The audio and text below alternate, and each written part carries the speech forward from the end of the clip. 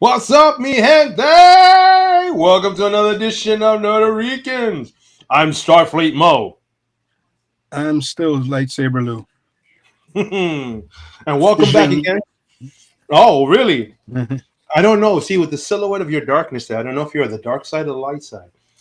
But Yeah, you sway either way. I'm Milka Magnesia. There you go. Not exactly how I pictured it, but okay. That'll work. That will work. Yeah. Welcome to another edition where we're going to just explore the realm of what What if? if. And I gotta say, this season Before you has start, left me before you start, okay. if you didn't see it, that's on you. Mm-hmm. It's not our fault because it's out in the streaming network. Hmm. It's out on you. Like, like my mom would say, pues quién te mandó? Yep. Bueno que te coge. Not even gonna So say. Not even gonna say spoiler alert. It's just that's your fault. no, no. So plug your ears. I don't care. Run into the next room. Do whatever. But we're gonna spoil the hell out of this thing. And I gotta say that I love this one. I really love this one. This one really took me further than what the other two have gone through. And seeing Peggy Carter, oh my God, Captain Carter again. I'm Did like, you eesh. did you really like this one? I like the direction it was leading because even though it is not as the same comic book accurate ones that we've watched, like in the comic book what ifs, they would take a moment in time in comic book history, like say for instance Wolverine's first meeting of the Hulk, Mm-hmm. and they're battling, and what if Wolverine had killed the Hulk instead. So instead of the battle, which winds up being kind of a stalemate, and then they go after the Wendigo, it then becomes where Wolverine's berserker mind comes in, and he says, "What about this?" And he chops at his throat, and he said, "What about this?" Oh, I see. If I keep chopping at this, and then boom, next thing you know it, he's dead. I'm like, oh, and of course the series of events that follows, it never. You know what's funny is that the series of event that follows never turns out good. It never does. The thing I didn't like about the series was, for example, the first episode, Mm-hmm. the Gundam style. Mm. Eh, Gundam slash Voltron. It was good, but it wasn't. And I like the fact that instead of being Captain America, not Captain America, yeah, Captain America running around, it was Banner running around and meeting Hawk, Falcon. I like that. Same Yes, scenario. Yeah, same scenario, yeah. but that's the beautiful thing about how they're doing these what ifs. It's not like in the comic books, like I said, it's based on a moment in time, but in the series, it's anything goes. Yeah, Almost anything goes, and I like about it because, like the episode I love the most is Darcy and Howard the Duck. that Oh was my dope. That was God, dope. I couldn't stop laughing with these two. They were killing it, and I loved the story. And Yes. it's like, who would have thought Darcy and Howard? Hello, and then their beautiful little, I don't know, angel child that followed. I'm like, what? Who grew up and Oh, helped. I like the Storm. yes, Storm was excellent, and I think if I'm not mistaken, it's the same voice of the female who did X-Men '97 Storm. Yes. So I was like, when I heard her speak, I was like, "Ah, that's X-Men '97. That's my Storm." Yeah. And she's the wind and lightning. And I'm like, oh my God, stop, stop. I'm not wearing a bra. Stop talking. And the one I didn't like, but I loved, and I mean truly loved the animation, was the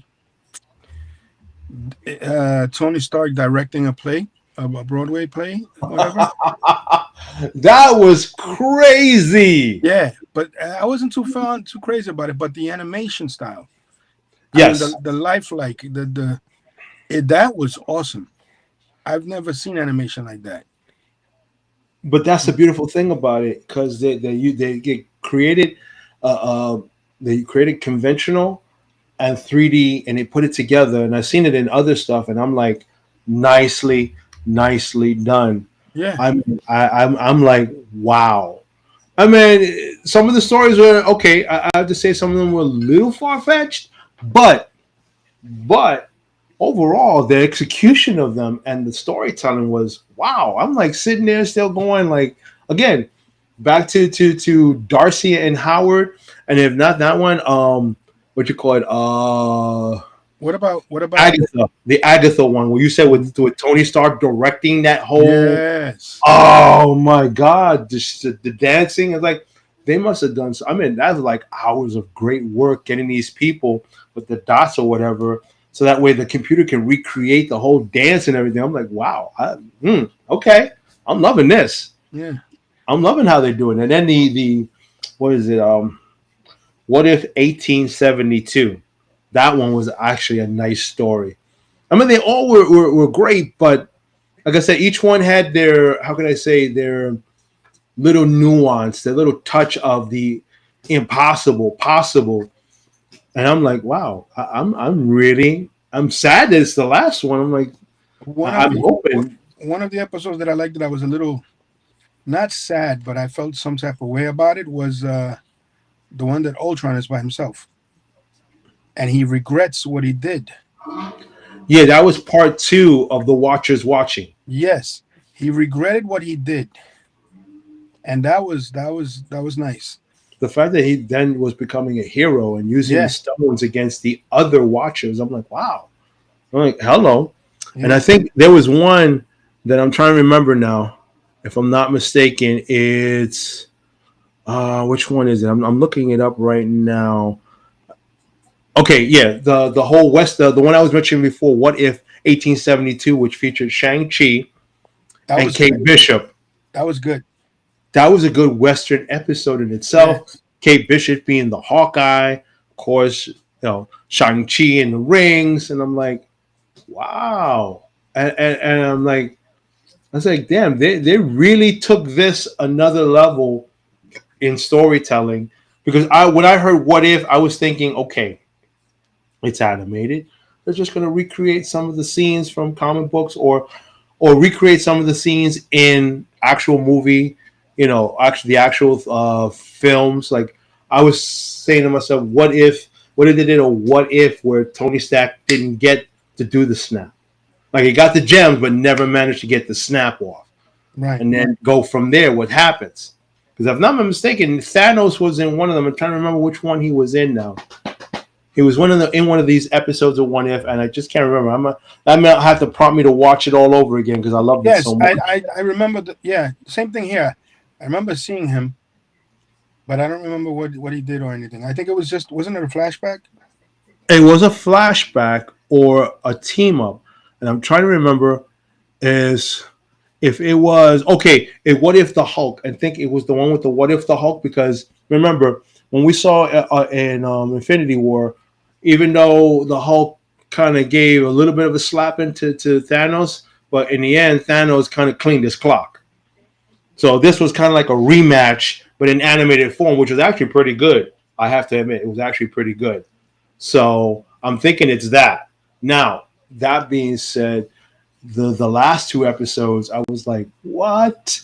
I Yeah. was loving it, bro. Those last two parts and watching the, how it was. Let me see. It was Storm, and I forgot. I'm gonna call it the love child. Howard the Duck's love child, and who else were the other two? I know she was. She appeared in the last one where she was an ancient who was connected and had like the old strong powers. And there was one more. I don't know if it was a Captain Marvel. No, it was Peggy Carter. So that was those four. And I gotta tell you, with Peggy Carter, I was like, wow, I was so glad to see that character again. Can you Especially, can, hmm? can you see a live action of a what if story? I'm gonna say yes to that because I could if they did like they did in the comic books just now, like what I was describing before, what if Tony Stark never got the snap and he did a live version of that and continued like towards, the doom and destruction was to follow, and what Thanos recreated, and what if that recreation winds up coming back at him? Like heroes are born again, and those heroes form the Avengers to challenge him again, to take the stones and Now, do you do you undo. do you see it as taking one episode and making that into a full hour and 20-minute movie, or do you see where maybe they take three episodes and actually literally do 20-25 minutes of that and then cut it, then the wanderer comes back, I mean the watcher comes back and says in this scenario and takes it to another Hmm. level, like three segments. Yeah, you know what, and make that one movie, those three Yes. segments. Take those 3 points in time. Um, Here's another what if. What if Peter Parker What if Peter Parker, Tom's Holland Peter Parker, had killed? Like what if Tobey Maguire didn't stop him in time, and he had killed the Green Goblin instead, Hmm. right then and there? And what continues after that? Because that whole with great power comes great responsibility out the window, because now you've Yeah. committed murder. Yes, you did it as revenge for your Aunt May's death, but now comes the fact whether you continue being the hero, or do you continue as a vigilante, like kind of like the Punisher, where you say those need to be punished. And because a matter of fact, in Spider-Man No Way Home, now I'm thinking about it, there was a scene where Andrew Garfield was talking about he continued, but then you know he got rageful. He started, and then he stopped pulling his punches. He said it, so it's like wow. So did he kill someone? Who knows? But he did hurt some villains that in some part, some people say they deserve it. Other parts, you're going, hey, Spidey, you're not friendly neighborhood anymore. You're kind of like going dark here. Yeah. You should be wearing your black suit if you're going to be doing that sort of thing. But Yeah. yeah, I can see it.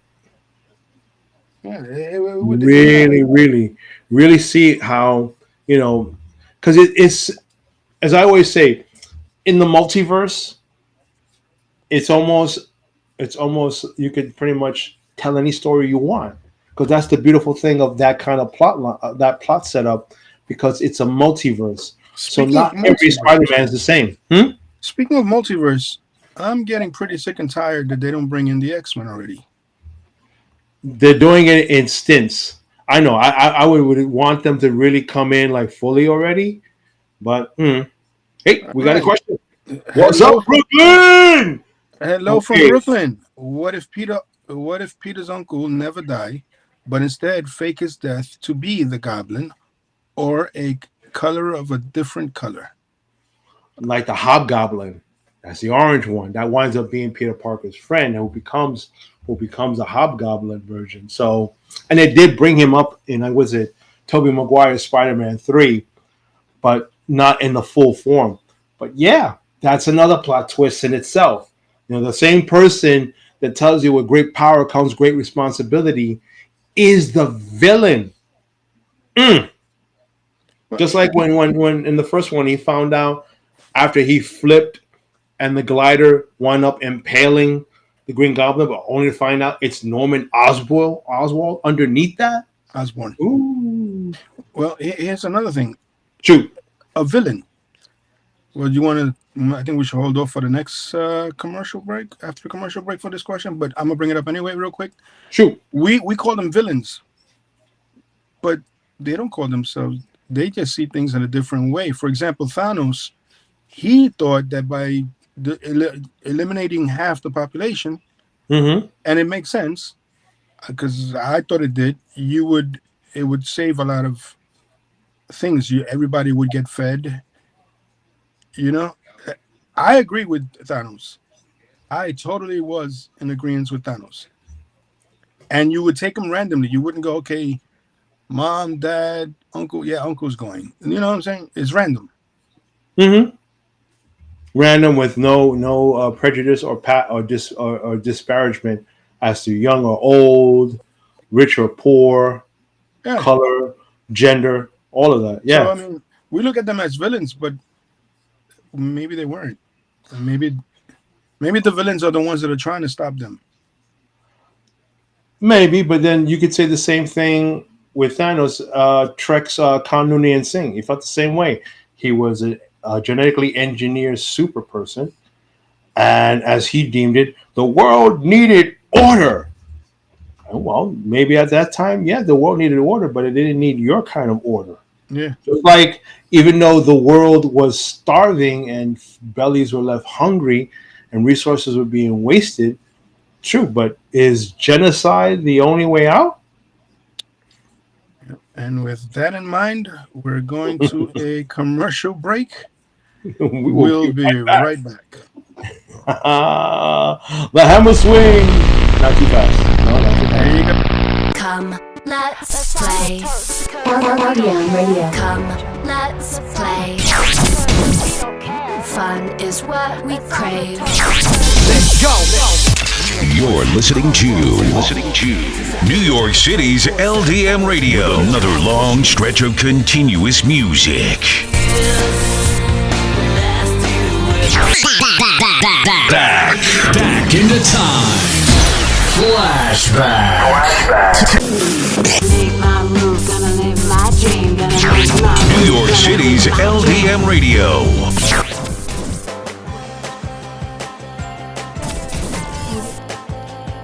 The best radio station in the world is right here, right now. She's so fake. She's such a slut. You can see the layers on her face. Look at her chicken legs. Oh my god. How short is that skirt? I can't believe she'd even put that on. Is that her dress? It's not even on her hardly. It's not even covering her up. It's actually disgusting. Oh my god. How can she do her hair like that? I don't even know how this girl has friends. I saw her talking to Holden the other day. Who does she think she is? I bet she slept with the whole football team. She's not even pretty. She's gained so much weight. She looks like a cow. Such a good idea. Watch this. You're good. Oh my god, that's so funny. You gotta post that. I got an idea. Pass this.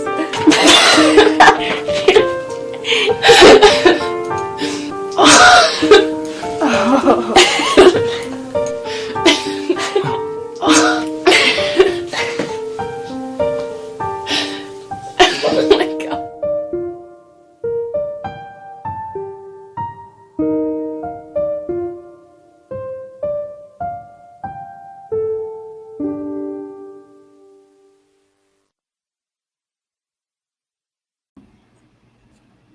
And we're back, and my wrist is already done. I'm done with this spinning going in. I'm going to find another thing to open a vortex. These commercials are killing me. So, welcome back to another edition, of course, of A Rican Season 2. And we're back. The subject, what if? And you were mentioning about a what if regarding Batman. Yeah. The Batman. Wait, what? I lost His my- millions. I Yes. think you mentioned about his millions. Yeah. I believe in terms of millionaire, I think Bruce Wayne is richer than Iron Man. An Iron Man? I'm tell. sorry. I'm sorry. Do tell. Tony Stark. Tony Stark. Yeah. Do tell. Think about it. The Avengers don't get paid. No. That was established in the Falcon and Winter Soldier. Mhm. They don't get paid for what they do. Nope. Now they get paid for their gadgets, like Mm-hmm. their weapons or whatever. Tony Stark covers that. Mm-hmm. But the whereas Bruce Wayne, he pays them. You know, he doesn't pay them a lot because in one of the animated cartoons here, Superman tries to pay something at a restaurant, and Bruce Wayne says, "No, I already took care of that." You know, but all the gadgets, the satellite that they live in space, all that is Bruce Wayne Taken care of by him, yeah. Yeah. Wayne Industries. Wayne Industries is all over the place. Right. So I mean, he pretty much pays them. It might not be a lot, but he does pay them for their and not to mention the fact that they're getting double paid because they have their other life as their alter egos. Clark Kent, Daily Planet. I mean, not that the Daily Planet's offering him as much as what Batman's paying him, but each one, with the exception of Diana Prince, either, and I don't know because I've seen it in the comic books, but I've never seen her with a job in the comic book. She's always in action, always always by the area of the Hall of Justice. So it's like she kind of lives in there, I think. I thought she was a model. I've not seen her with a job, huh? I thought she was a model. I would have said so too. Them damn long legs, woman. Yeah, I thought she was a model or art historian, I believe. Well, in Snyder's verse, yes, she is an archaeologist. Yeah. So she's uncovering and learning the truth. That part, I believe, that part's feasible. And the failed attempt, I would say there was a pilot a long time ago. I remember seeing it. It was for NBC, also for Wonder Woman. Padalecki, that's the last name I remember. She was the one playing the part of Diana Prince / Wonder Woman. And they actually did the costume from the New 52 costume. That's what they use. Somebody wrote, what if they do get paid, but now they go on a strike because they think they are underpaid? Underpaid right when the world is about to get destroyed. Wow, that's called extortion. It's a crime. Yeah, that would fall under extortion. I mean, I think what was it? I think I saw a Saturday Night Live bit where they had like the heroes in a union party. They were part of like a union, the DC union, the Marvel union. It was a hilarious bit to say the least. But I don't think that would work because they live here also, so they exactly. I mean, the only thing that would come remotely close in understanding that is Earth 2. And they had done a thing that's like, was it Crisis on Two Earths, where they introduced Earth 2, sort of Justice League, but they're known as the Crime Syndicate. Now, the Crime Syndicate, basically, like any other, crime organization, asks everyone for tribute or monthly payment so that they're protected. It's called protection money. So that's what the Crime Syndicate does.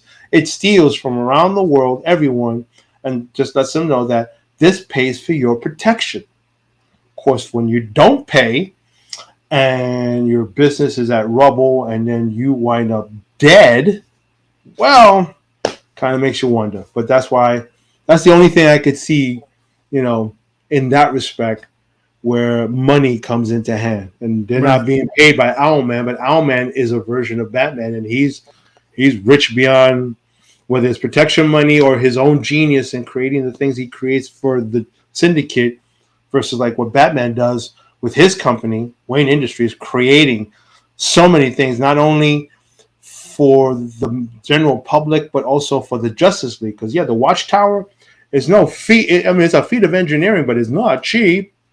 Not cheap. Transported technology to get the heroes from one place to another in an instant. I mean, and I'm pretty sure Wayne can't be the only one paying for this. It has to be Green Arrow's rich too. He's rich, but probably on a scale, it's like probably like on a number 2 scale of billionaires, maybe number 3, depending. Yeah, he's a Trump. He's a Trump millionaire where Wayne is Elon Musk. More or less. Like even on Marvel, yes, you would say Tony Stark is. And while Tony Stark doesn't pay them, he gives them every other comfort. Like at Avengers headquarters, or at least one of the headquarters, they have room and board. All free. They don't pay for any of that. It was also established that there is merchandise based on their characters. I wonder if they get paid on that. That's a good question. I know there was some merchandise. I think I've seen something like that, but I don't know. But that would be interesting if that's the trade-off, that you're living under the roof, but you're also getting paid, but it's only through merchandising because of hero worship, if you want to say. Yeah. From the masses who want to, be Superman. Because I remember in Superman and Lois, when Superman finally saves the day, the town has a festival. and you see the merchants with Superman bobblehead, Superman statue, Superman clock, kid walking around with a little Superman onesie. So these guys are making a fortune off of Yeah. him. So yeah, But I could see that. In Marvel, they did something similar to that too, where somebody said, "Oh, there's a Black Widow character." Yeah, so I could see that. Yeah. Somebody Okay. wrote, "What if the Justice League become the government, and now it will not be extortion?" Well, if the Justice League were the government, I'm wondering. Like, I'm pretty sure there is a storyline that they did that. But if you look at it, if the heroes were the ones governing the planet, matter of fact, definitely. What's that game that everybody loves where Superman decides to take over the world? I'm trying to remember the name of it right now. There's a book on it too. There's There's a book on it, and it came from the game. So the Joker got tired of messing around with Batman and decided that time to play with another hero. I tried to look on my bookshelf. I have it somewhere here, but So the Joker decides to play around with another hero. Injustice. Injustice, yes. Yes. So to coin the question, injustice is what you're looking at, because all of a sudden, since the press did not want to give the Joker his right to be on the front page, he decided to blow up the Daily Planet, which of course consisted of Lois Lane, Jimmy Olsen, Perry White, and his unborn son, because she was pregnant with him, and he lost it. And while Batman's in an interrogating room with the Joker, boom, the wall comes down, and it's Superman with eyes hot, flared, and he just walked up to him and put his fist through him. And I remember the last words, it's like, "Now that's a punchline." Boom, and he's dead. And then from that point, he announced to the world. That's an animated series. Yep. It's when he announced to the world that he is taking over. If you're going to do this, if you're going to hurt people, if you're going to subjugate people, we're going to stop you. End of discussion. The cartoon movie had a different name though. It wasn't Injustice. It was Well, there was an animated feature called Injustice, really? which featured that. Yep. Which featured that we're talking about. Okay. It was. Yeah. It's an animated DC animated feature called Injustice, and it talks about exactly what I'm saying. As a matter of fact, I quoted from that particular line, from that particular animation, and that was a great movie. That was great. It was. In order to stop him, they actually brought in a Lois Lane from a different universe, and a Superman.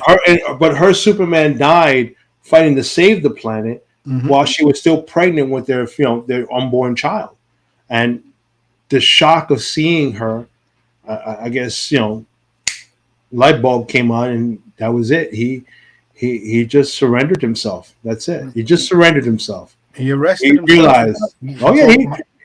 There's a scene in there where some teenagers having a team party, or just an adolescent party of young adults. And it was that, and it was in honor of against Superman's curfew rule.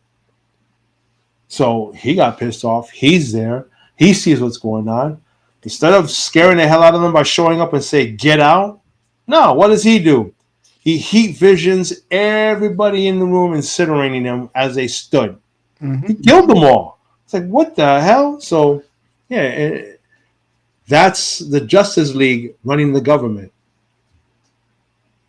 Injustice. There you go. That's a good question. Thank you for that, because that was a very. Anybody that hasn't watched it, go look it up. Justice League Injustice, and trust me when I tell you, it was a good feature to watch. Yes, an excellent feature to watch. And that's what and that's one thing about the WB doing animation for DC. The animation is spot on. Good storytelling, and again, they've gotten a little more adultish, killing and all that stuff. But and it's good storytelling. They follow the storyline a little better. Yeah, they went to the source material and they stuck with it, Yeah. and it's good. And they get Justin Hartley, known from when he played on Smallville as Green Arrow. And then he was on the show This Is Us, and now he's on the new show, Tracker, I think it's called, and great. Yes, thank you for that. Yes, there are is. 3 Injustice games, but the Injustice game led to the graphic novel, which eventually led to the animated feature. Now, that being said, A graphic novel is awesome. I know, and so is the animated feature, but what if they went live action? That would be dope. That would be You awesome. hearing me, DC? Go live action Injustice. James Gunn, let's go. Dude, you want to make $1 billion? Do that. I'll throw money at you like a stripper. I'll pay for it more than once. I'll just throw Mo at you. Which will throw money at you, so you get both. You see a wheel, you see a little car and a little me standing still moving at you fast, jump out of the way. Yes. Oh my God, I would love to see that. If they were to do something like that, are you kidding me? See, that's the thing I don't understand. It's like, if you gave me a job like that where I get to create, features of the sort with these characters, are you kidding me? I would go back crazy, bro. Just coming up with these what if ideas, boom, and putting this together, but also keeping within the continuity. Yeah. Somebody Yes, they wrote do. that would be great since they have about 3 years of Gods Among Us Injustice book. Yes, that is true, and that's another feature they can do too. The Gods Amongst Us, because if I'm not mistaken, you had a Latin Superman, a different type. I can't remember as far as Wonder Woman, but I do remember Batman as a vampire. Wait, Latin Superman. So instead of him saying up and away, he would say arriba, Arriba, arriba. me voy. Arriba, arriba, me voy. Yeah, 10 to 12 books. You are correct. Yeah. Around that much that they had regarding that. But That's what not including the side. Excuse me. So what if Injustice? What if Gods Amongst Us? And I'm like, come on. Are you kidding me? The lines for that movie, forget about it. Yeah. And the most important what if we didn't have to go to commercial, but we do.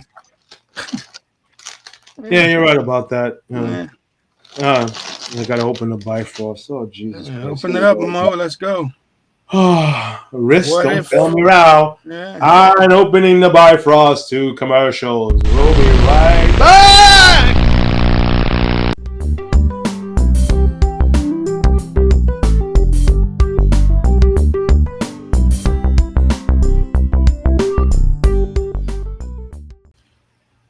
Welcome back to Nerdo Ricans.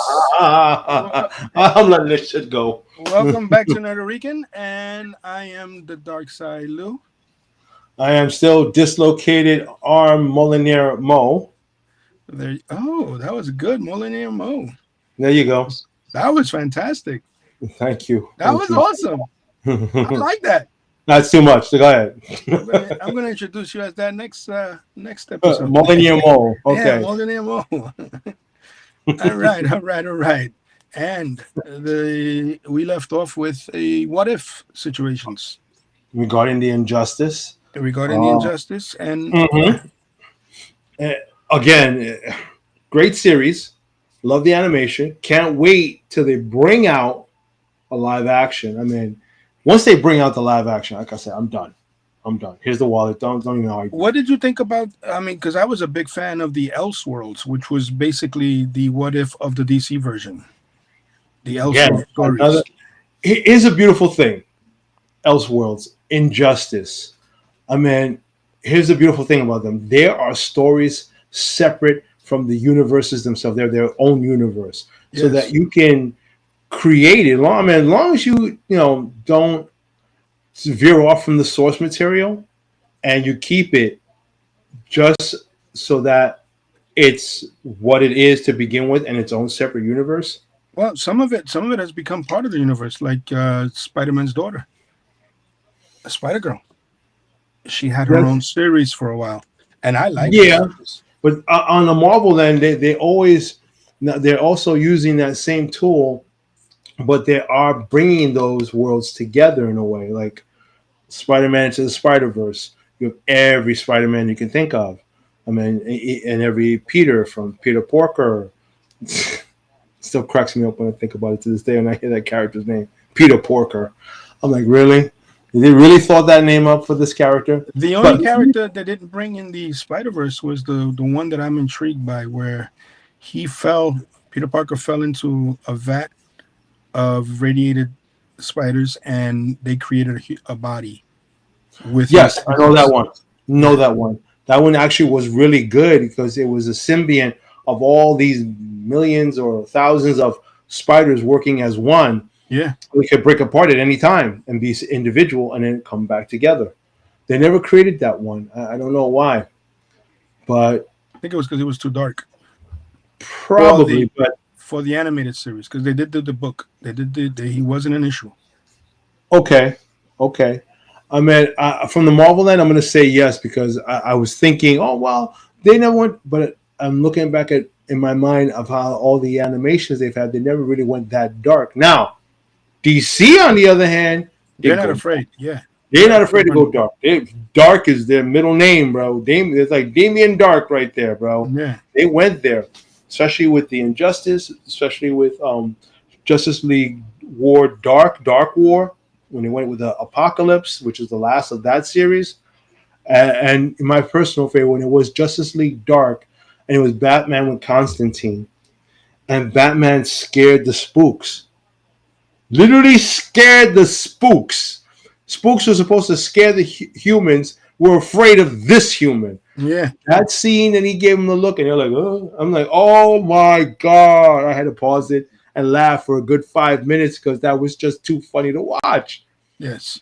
I mean, Batman scares the spooks. How can. But I digress. But on all of that, they're great mechanisms of storytelling that if it was done live action and brought to life, it's like you really don't have to worry about banking your eggs in one basket with Superman. You can do it with this. You can do it with that. You can do it this. I mean, if that's a plan of the future, great. But to me, it's I would have tried that now. I would have done an Injustice story, or if not an Injustice story, or even a Justice League Dark. It's just to bring in the Justice League. But if you've already hired the actors and you're pointing them out, bring them in. That's it. Because, spoiler alert, there is talks in this Superman film where they're introducing the Batman, James Patterson, the Batman, into this. So there's your second Justice League member there, Superman, Batman. Yep. Now, what's next? I mean, you still have to work on your Wonder Woman, and next year you're talking about Supergirl, Woman of Tomorrow, and on and on and on. But what if you took Injustice, whether you hired the same actors to do the part in the real Justice League or not, but you bring that, boom, to the fold, boom, explode on the screen, separate from anything else there is. That alone, and so many people have flocked to that story so much, from the video game to the books to the animation, and you bring a live action that's not tainted with any kind of woke activity. No. It's just same storytelling that's talked about in the game, from the book, from the animated series to this. It would be awesome. Awesome. Oh my God. It would be epic, to say the least. I mean, if you want to put yourself on top of the map against Marvel, that would be the way to start off. But don't fall off after that. Keep going, because there are plenty.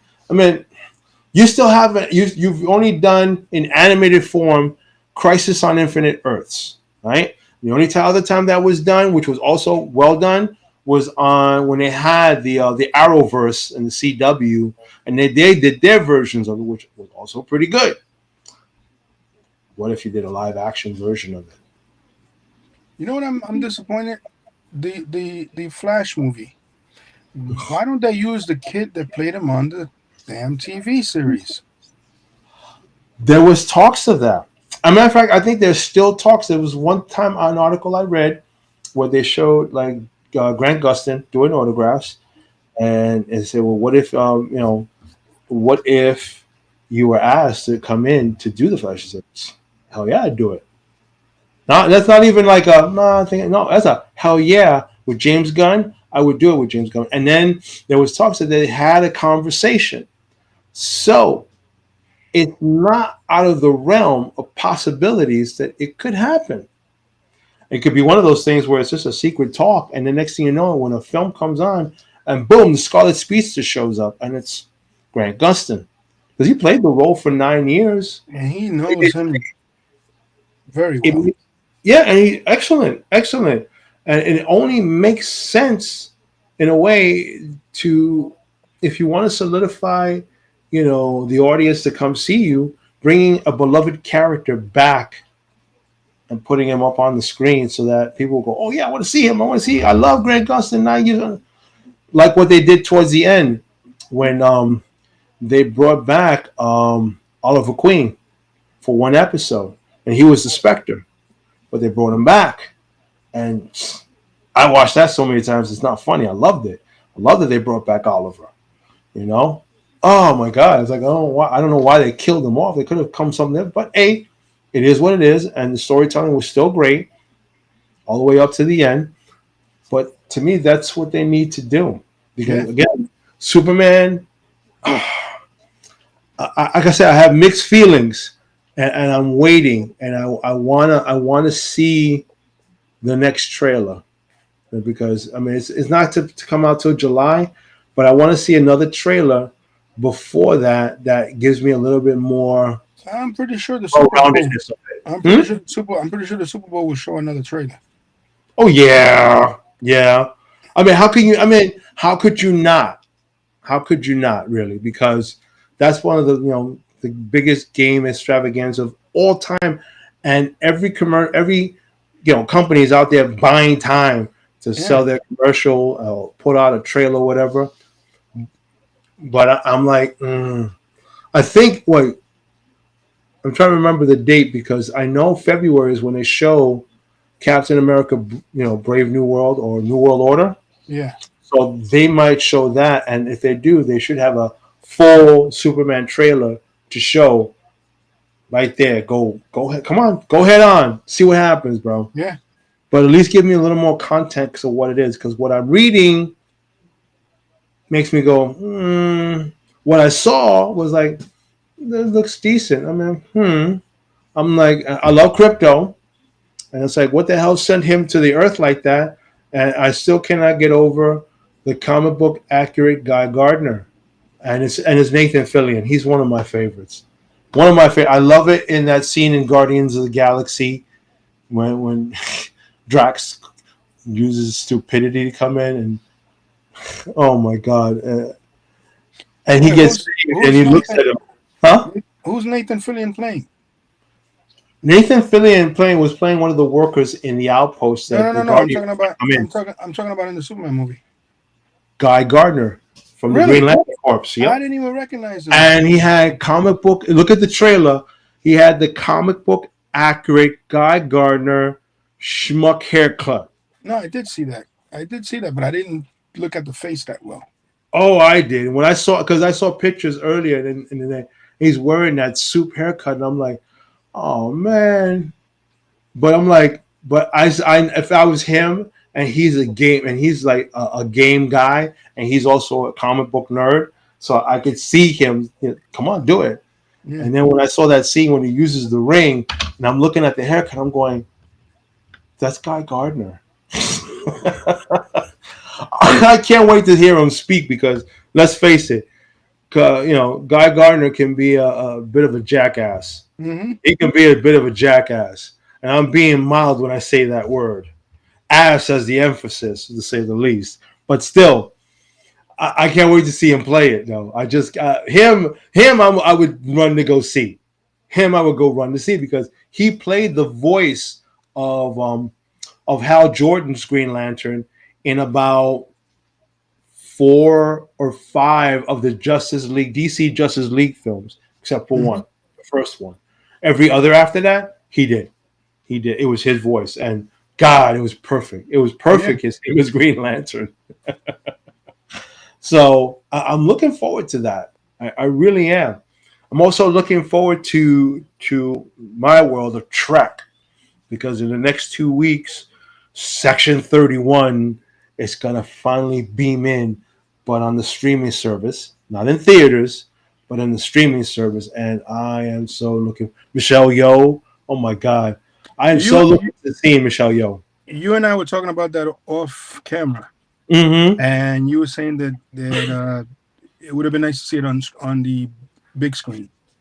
I would have thought so, that they have done like they did in the pandemic, like with Black Widow, where they threw it up on the screen and then they threw it on the streaming service. Because we had talked that they didn't. There was a lawsuit that followed because the money that was made from the streaming service, she didn't get any of that take. That's why she sued. It was bad blood, but eventually they squashed. They paid her. But We're good. You're saying it should have been thrown on the big screen. I think they're doing it the right way by throwing it on the small screen, because we all know, Trekkies know that Section 31 is Star Trek based, but the new audience don't know that. So right. So I think it's a great way to test the market in terms for that is the streaming platforms, because again, you're if it's thrown on a big screen, not so many people are going to know about Section 31, even though they were in, I believe, 3 out of the 5 original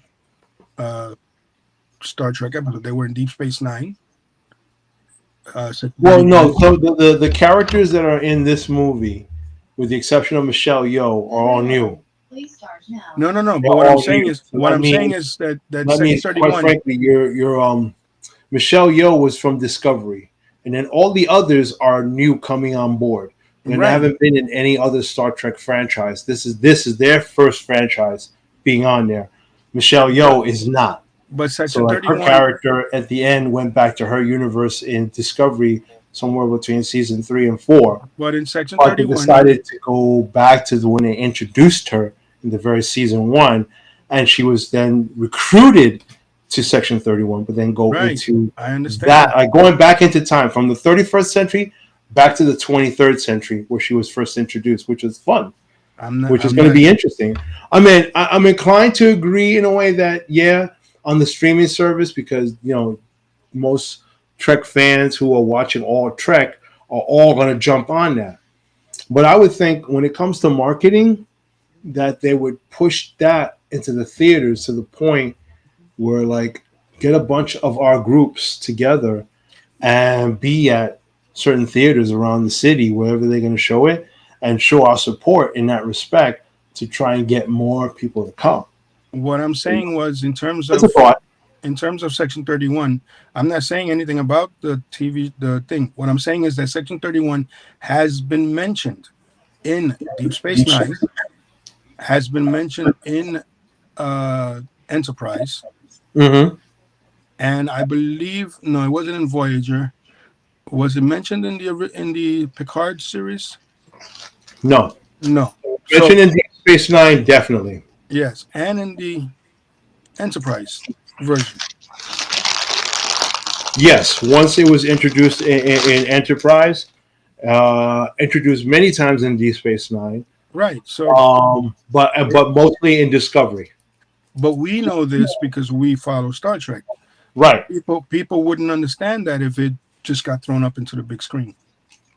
True. I mean, the only thing that would be they would associate it with is the word Star Trek on top. That's it. But they will be surprised to see that it had nothing to do with exploration. It's not about Starfleet. It's about this little hidden group in Starfleet that does things that conspiracy. That goes beyond. That doesn't go by the book. Yeah. How they say the prime directive is primarily thrown out the window. Yep. And on that note, we're going to take a commercial break, Mm-hmm. and we'll be right back with Trekkie Mo and Force Sensitive Lou. Okay, energize, please. I don't know how they're going to pull that off, but okay.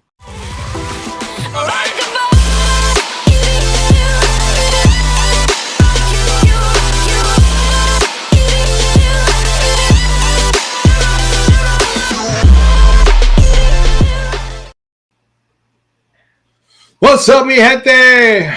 We're back, and not disembodied. Thank God, transporter technology has gotten better. So, again, I am Mionemo.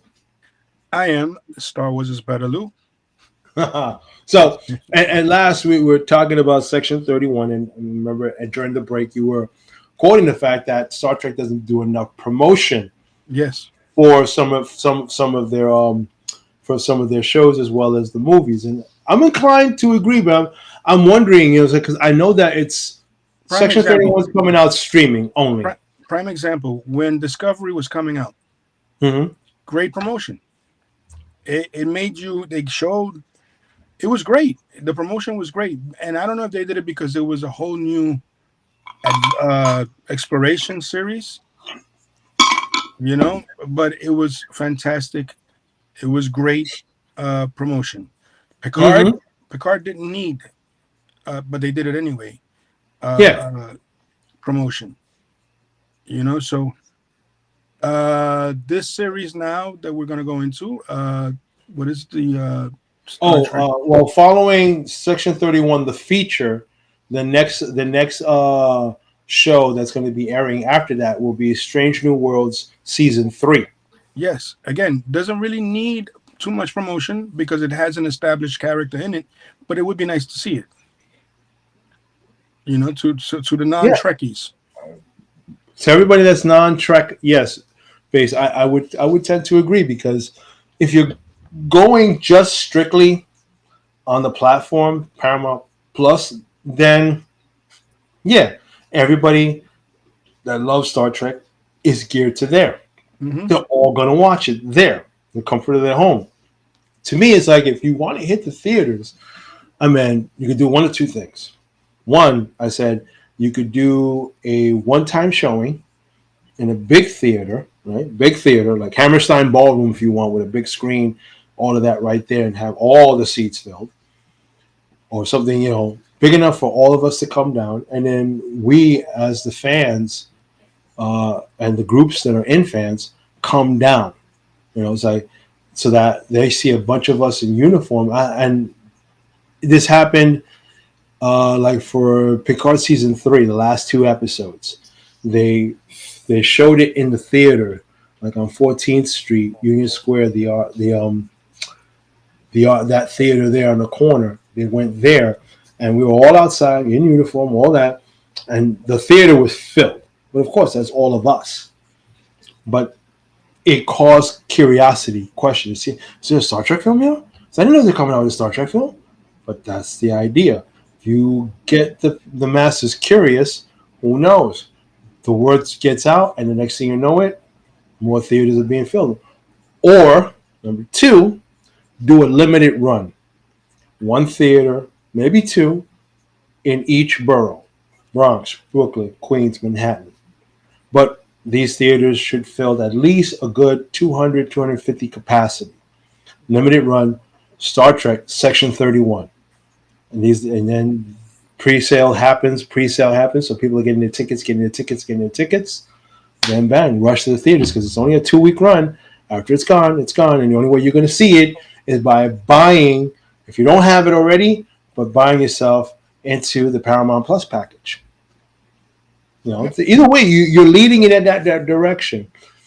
Strange New Worlds, like you said, doesn't need that kind of promotion because it's already got built a fan base. But if you want to make it grow bigger, again, use the same tools, because just saying it is not enough. Which series out of the what is it? 4 new ones? Well, right now they're Picard, Discovery. Picard already ended its run, so it's no, yeah, but Picard, Discovery, and well, Discovery also ended its run. So the only right. 3 things out now. But which one do you think had the bigger fan base? Ooh, Yeah. good question. Was it Picard because of the Yes. established characters? Well, again, Discovery had a strong base of characters because it was one of them. It is a unique and standalone from the franchise in itself when it was first introduced, and then of course they then introduced another character that wasn't even part, of the actual original series or anything like that. They just meant he was part of the original series, but in one episode, and that's it. And that's Captain Pike when they introduced him in season 2 of Discovery, and then eventually through a lot of letter campaigning and writing that all of us sent in, God knows how many times, that it prompted Paramount to say, this group needs a show. And then, boom, the Starship Enterprise is back again. And this is the stories before Kirk and Spock, but instead it's about Captain Pike and Spock, And that group and that series has gotten a huge fan base because it touches a lot on the way it's set up with the original series feel, with the type of storytelling where they give you highlights of whatever, but they don't stay consistent. Like Discovery had a consistent plot line that ran through from beginning till middle till final act, which ended the season. And it kept on going that way. So they went back to the old formula of just telling different stories at a time. Like this season, on season 2, they had the musical episode, which was great. That was awesome. Oh my God. I can watch that 100 times and never get bored with it because it's so good. It is so good. The music, I would have thought musical. Yeah. I thought the same thing when The Flash had that musical episode with Supergirl crossing over. I'm like, what? What the hell? But it was a good episode. And then some of these actors, they got some pipes on them too. I'm like, wow. Same thing with Strange New Worlds. A lot of the actors there, some of them have been used to film and television. I think Celia Gooding, she plays Uhura. She came from Broadway. Yeah, she came from a Broadway stage background, and this is her first television series that she's doing. And then when they mentioned that they were doing a musical episode, that was in her wheelhouse all the way, in her wheelhouse, and she enjoyed every bit of it. It's the same thing with Adira in Discovery. When they introduced that character, she was just fresh out of Broadway and play. And the Star Trek Discovery was what she had, that one television series in her repertoire. What does it lead to? Hopefully it leads to a lot more. So with that. Back to the original question, because we have less than a minute. Mm-hmm. Which show had the bigger viewing, do you think? Which one was more? I'm gonna say, because in my opinion, Discovery, because it dealt with original characters and original storyline. It took it to the future. Mm-hmm. And what happened to Starfleet and everything. Mm-hmm. I'm gonna go with Discovery. Everybody, I know probably a lot of people would say Picard because it reintroduced the next generation in season 3. Like the whole cast was back on, and this was the cast that for some of us, like my kids, like my daughters were growing up with this, so we're looking at them and me introducing them. For us, it'd be like the original series, but you're going way back on that one. Yeah. But if it had like the most, people would say Picard because of season 3. Season 1 and 2, it was there, not there, not there. But season 3, when they introduced that storyline and then brought the entire cast back, through the roof, bro. Everybody went to a nursing home and came back. Yeah. Well, but they came back and everybody watched them. Everybody watched them. And I can't begin to tell you how many times at the panel where somebody got up and said, I remember we sit down to dinner, and after we eat dinner, we sit down, we watch you guys, and it's like all the crying begins. Here come the waterworks. But it's the sentiment of the fact that when the Next Generation came on, it was more like a family show, because now it gave us a chance to pass down the love of what we saw to our next generation, our children, and they will take over. And then now they have Discovery, Strange New Worlds, Section 31, the movie, and coming around the corner, Starfleet Academy. Yeah. I mean, can't ask for more. And on that note, exactly. Stay tuned next week. Until next week. Again, Millionaire Mo, signing off. Dark Side Lou, signing off. Live long and prosper, people. May the force be with you.